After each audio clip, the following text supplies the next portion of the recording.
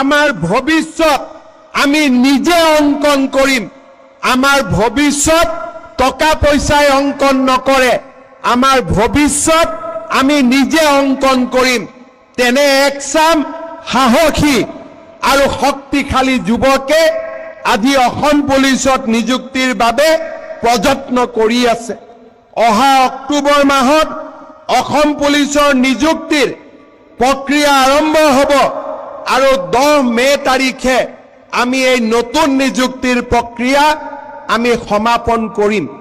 তাৰ লগে লগে মই ইতিমধ্যে বনমন্ত্ৰী চন্দ্ৰমোহন পাটোৱাৰী ডাঙৰীয়াক কৈছো যে আজি আমি 940 গৰাকী নৱনিযুক্ত ফৰেষ্ট গাৰ্ডৰ আজি আমি ইয়াতে পাছিং আউট পেৰেডত উপস্থিত আছো।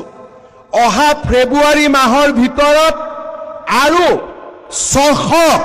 600 নতুন ফৰেষ্ট প্ৰটেকশ্যনত নতুন জোৱানত নিযুক্তিৰ প্ৰক্ৰিয়া আমি আৰম্ভ কৰিব লাগিব, যাতে প্ৰতি বছৰে আমি এনেকৈ এচাম নতুন যুৱকক অসম ফৰেষ্ট বেটেলিয়নত আমি আদৰণি জনাব পাৰোঁ।